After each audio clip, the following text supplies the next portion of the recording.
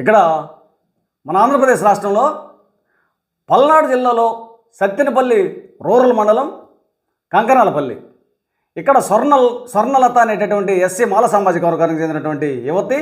ఈమెకు భర్త లేడు, 2 పిల్లలు, అంగన్వాడీ కార్యకర్తగా పనిచేస్తుంది. ఈమె సోషల్ మీడియాలో 3 రోజుల నుంచి విపరీతంగా వైరల్ అవుతున్నటువంటి విషయం మీరు అందరూ చూసే ఉంటారు.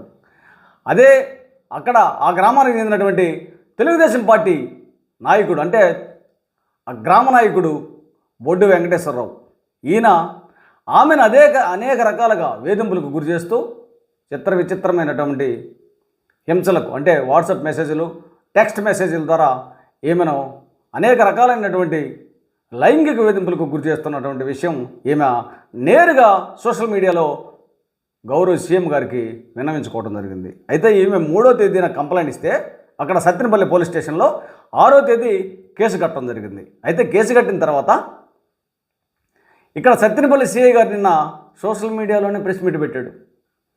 ఒక దళిత యువత మీద లైంగిక వేధింపులుగా, అరాచకంగా, అత్యాచారంగా, అసలు దారుణంగా, దుర్మార్గంగా ఈ విధంగా జరిగిందని చెప్పి సోషల్ మీడియాలో దేశమంతా వైరల్ అయిపోతుంటే అక్కడ స్థానిక డిఎస్పీ గారు, సిఐ గారు, ఎస్ఐ గారు కలిసి మీడియా సమావేశాన్ని ఏర్పాటు చేయాల్సినటువంటి బాధ్యత వాళ్ళ మీద ఉంది. కానీ సోషల్ మీడియాలో ఏదో తూతు మంత్రంగా మరి సిఐ గారు మాట్లాడటం జరిగింది. దీని విషయంలో వెంటనే హోంమంత్రి గారు స్పందించి ఈ దళిత యువతని పరామర్శించాలని ఆంధ్రప్రదేశ్ రాష్ట్ర మాల మహానాడు తరపున డిమాండ్ చేస్తున్నాను. ఈమెకు అన్ని విధాలుగా ఆంధ్రప్రదేశ్ రాష్ట్ర మాల మహానాడు తరపున న్యాయం జరిగేంత వరకు పోలీసు రక్షణ కల్పించాలని, ప్రభుత్వం నుంచి అన్ని రావాల్సినటువంటి సౌకర్యాలు కల్పించే విధంగా పూర్తి అండదండలుగా మాల మహానాడు తరపున ఈమెకు అండగా ఉంటామని ఆంధ్రప్రదేశ్ రాష్ట్ర మాల మహానాడు తరపున తెలియజేస్తున్నాను.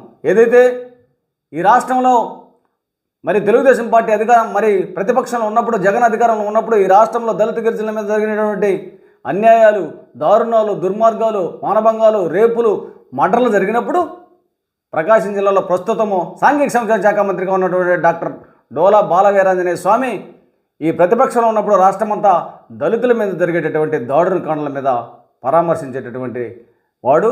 అప్పుడు మేము అభినందించేవాళ్ళం. ఇప్పుడు కూడా మరి గౌరవ మంత్రి స్వామి గారు వెళ్ళి ఈమెను పల్నాడు జిల్లా వెళ్ళి పరామర్శించాలని డిమాండ్ చేస్తున్నాను.